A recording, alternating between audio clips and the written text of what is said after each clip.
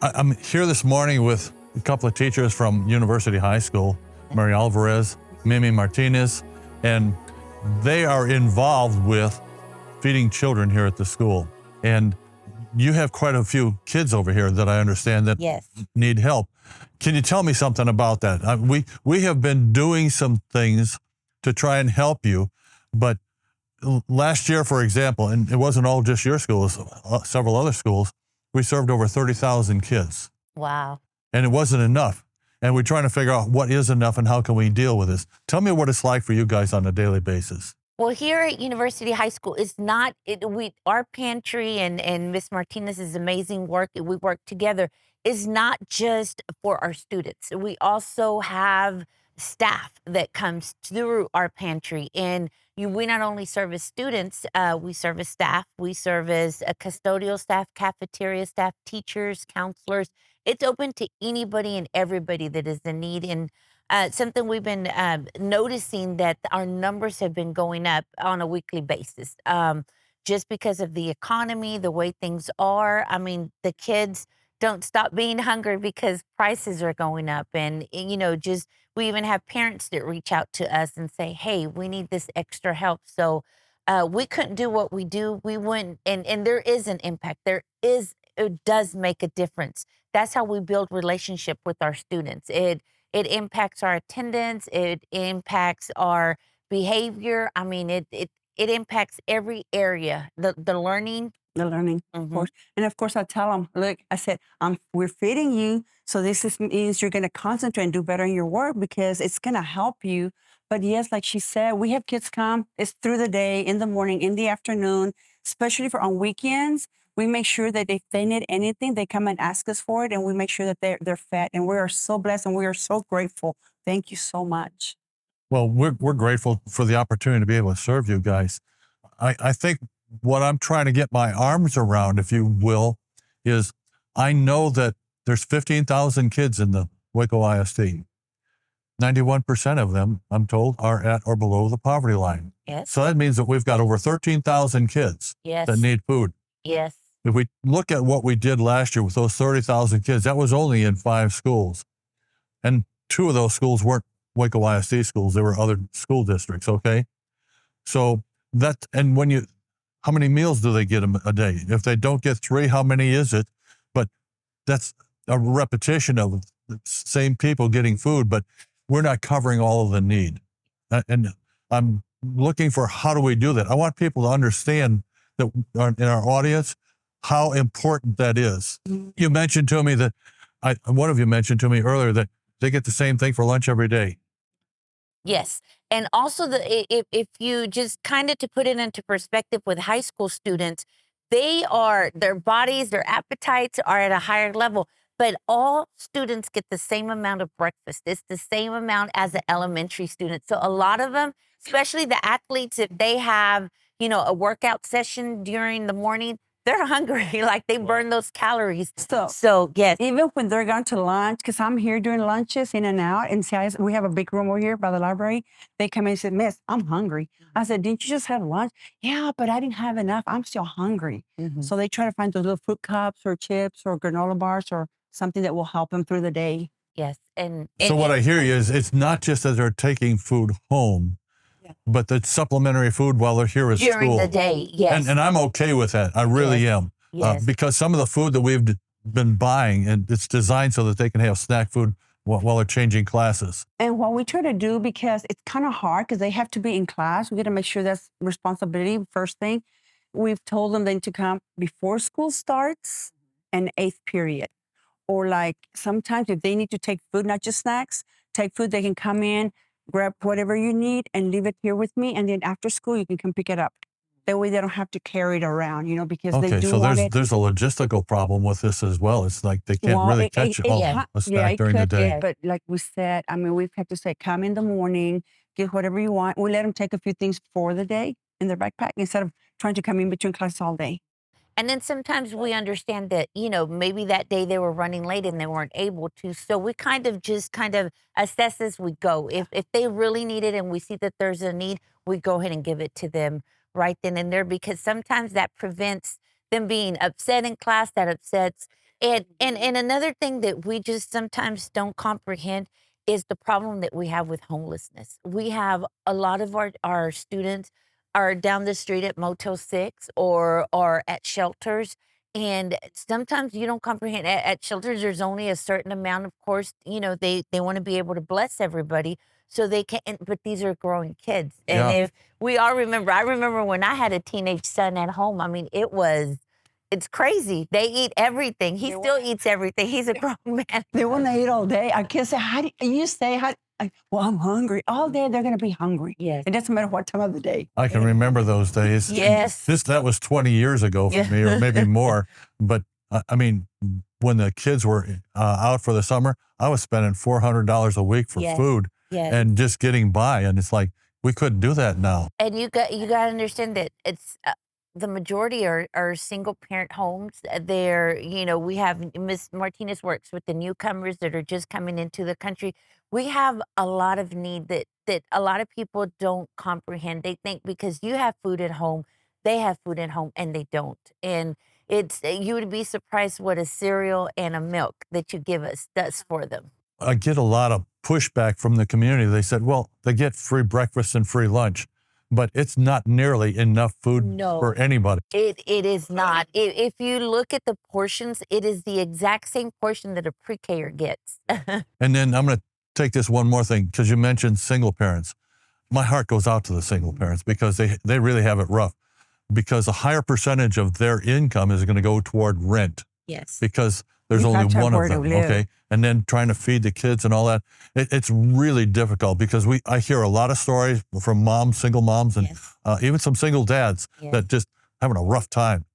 And sometimes they're working a couple of jobs and still having a rough time. And with this economy, you see it just getting worse. You see it, you see the kids and they know they're looking out for their siblings that they have at home. Like right before spring break or right before we're gonna have a day off is when we get the influx of students. They're like, Miss, I need extra, or I need more, or I need, because they're trying to plan out for their siblings that they have at home. Because the siblings sometimes can't advocate for themselves, or they don't know how. And on an elementary level, they act out maybe in behavior when they're hungry, or they cry, or just their grades, or they fall asleep. And they just don't understand. They don't understand why they feel the way they do. And so when I started working here about 6 years ago, I started noticing that a lot of the kids, the behavior, the anger, it's not just because they want to be mean, or there's a need behind it. And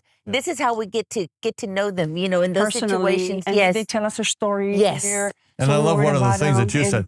A couple of years ago or something, we were talking. You said, "Food is our love language." Yes, that's and it what is our brings love us together. language. That's how we can calm the kids down, and how we can bring things into a place where we can communicate with them. When you're hungry, I get upset. Oh, I gotta eat something. And then with the kids, I always tell the assistant principals and my principal, which he's amazing because he allows us to have these things for the kids. And he's like, no, whatever you need, you get the room that you need, you get the stuff that you need to.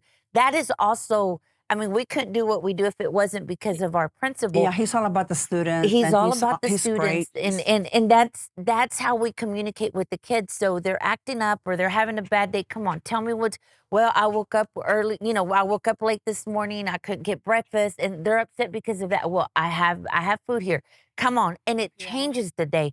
It makes a difference between that student being suspended, being an ISS, or you fixing the problem as soon as they get here. And even like the young ladies that came and thanked you this morning, they're one of our recurring customers there, and they're like, Miss, who is that? Who are you talking to? That touched me to have them do that. I said, he is the one that blesses you with all the food. He's like, Miss, can we go over there and say thank you? I said, please do. And so you got to meet the people that you feed. So that's awesome. Uh-huh. And sometimes we say, try to do it in the morning. We don't want you missing your classes or being late to your classes.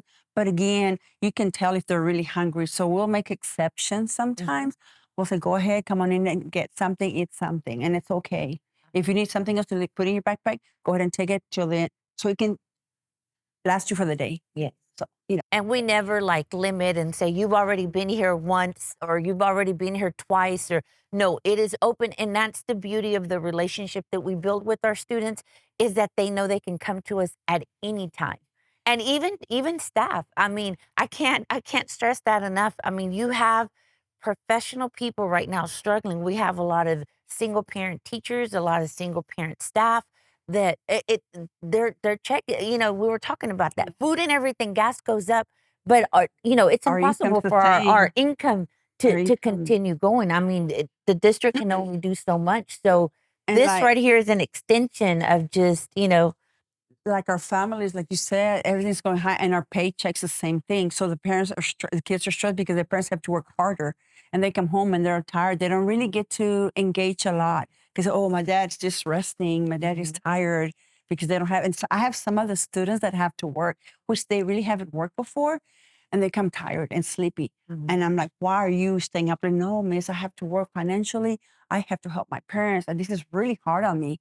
and they love the chef party. They so- love the So, the ramen and stuff that they can access when they get home tired. And maybe, their parents are working 2 jobs and maybe they're at, not home and they can make something. So they like all the accessibility of the things that we bring, like the canned food. They love it because they get creative with dinner. Well, I'm going to just kind of summarize a little bit what we've been talking about and just say that what I hear you talking about isn't just you folks. I hear that from other schools, other people, and it's a matter of what is really happening is because of the economics of our society right now. It's really we're kind of busted. Yes. We're really busted, Yes. and it's affecting everybody. And in order for us to really take care of our future, we've got to educate these children. In order to educate them, you got to get their attention, feed them, and things like that. And so we're creating chaos with the society that we've got. And I'm not trying to be political or anything like that. It's just that I see what's going on. It's like, how can we fix it? And it's going to take a whole lot more work for us to fix it. And it's the relationships because that's how you begin to talk to students and to me sometimes it's during bus duty and we talk about, hey, well, what did you do with the food that you took the other, how'd you cook it, or just conversations come up. But it's the relationships. I always say when you deposit into a student, like when you give them the food, they feel then like a connection. And so when the student is acting up or whatever, I'll come and I'll talk to them, and now I can come and say, hey, you can't act this way because I've deposited that in his life, which is food. And food is a love language in our in our community, in our society. You can have a 1-bedroom house and throw a party, but everybody's gonna have a to-go plate. That's how you tell people you love them. Yeah. By feeding them, by making them feel welcome. And so the students, they're used to this being their love language. So they're like, miss. And it's so rewarding to see their little faces light up. Really? I can have this? I can take it? I can do what I want? I said, of course. Yeah. And of course, again, we give them advice how to use some of the things like lentils, Lentils, beans. yes. Right? I said, look, if you may put a little salt on this, or like those, what's it called? The beef and stew? Those are so good. I've tasted. Yes. So I said, just add a little lemon, a little salt. It's going to be great. You're going to love it. It's a And they meal do. for the They come family, back and they tell do. you the stories is of what they awesome. created. Yes. You always have Something to that we're find- working on is to put some videos together that will enhance what you're just talking about. Yes. Tell them what they can do with the ramen noodles or different things that they're Yes. getting. Tuna, how and to macaroni enhance and it. cheese. Yes, Food, yes. macaroni and cheese and tuna. That's a great meal. Yes. With the I've never protein. tasted that before. And then they So go it's taste it and they come back and tell I us. did. Try it. We tried it. But we could not, I don't think that the school, I know for a fact that we would not be the school that we are, the family that we are here at University High School if it was not through the partnership, because it does take the community. And even the people that donate, I see, the $5 feeds a family. Even maybe they can't come and drop off canned goods, but they can donate $5. That makes a difference. I mean, they're in it with us. They're part of this as well. And it's getting challenging for us to say that $5 feeds a family just because the cost of things, but we still are able to do. I tell people all the time, I said, I'm just a guy that I got some fish and some bread and I haven't run out yet. There you go. I'm just doing what God put me here to do. Yeah. And I just want to say thank you to you guys No, for thank taking the time to you. do Thank this you, today. and thank Bless. your Thank your sponsors, because I Thank know you. it's kind of like we couldn't do it without you. You couldn't do it I without can't do it them, and without them. It's a it change. We does have to take work a together. village. Yeah. It is a village, and it is a community. And I was just going to say that, you know, It only just, takes to get that takes a village to raise a child. It really And it really does. It really does when you stop and think about it, because it needs a lot of input. Yes. Not one person can do it all. From the people that sort on your warehouse, from the people that donate each month, from the people that go and pick up, and from the people that donate to you. I mean, it really. And like for me, like my students, everybody's humble, but they're newcomers. It's a different culture, different place, humongous school. And they're a little shy at first because our culture, you're very proud. A lot of times they don't want help. They need it, but they know we're okay. No, we're fine. I said, but you have this? No. I said, then you need to take some of my food. How does that And pride it takes taste? a while. Yes, how does it pride? No, Yes. but I'm serious. They do. They feel like that at first, but now they're happy. You saw Yes. those pictures. They'll say, "Oh no, Miss, we're okay. No, Miss, I just need one little thing." And now they go, "Oh my God, I need this. I need," and they just grab and take. Yes. They go so It's excited. awesome. And It feels- another it thing feels so that, good. that I love about you and Miss Kathy, that I know we've had some emergency situations where we need something right away, and you guys are always just come down, come down, and it's been instances where even the student goes out and picks out what they need, or what their grandparents or what the parent tells them, this is what I am in dire need of. And I mean, you guys are always open. That's to why us. we're here. Yes, what we always. do. That it's not just on a weekly, but on an emergency type, and even things from the heart when we've needed students and then lost And something it in is a Shepherd's fire. heart. Yes, Perfect. Well, Yes. and we don't hesitate about the things from the heart. So if there's something that families need, we'll give it to them. Yes. Yeah. Yes, you've always had a open revolving door at any time, and we're so grateful. We couldn't do our jobs, or we wouldn't be as successful as we are here if it wasn't For you. We're just doing what God put us here to do, and you can't outgive God. That's all it that's boils right. down That's to. right. And True. your sponsors, for everything that Everyone. they do. Thank you, thank you, thank Yes. you. You Thank just you. And have I just no want to say idea. thank you.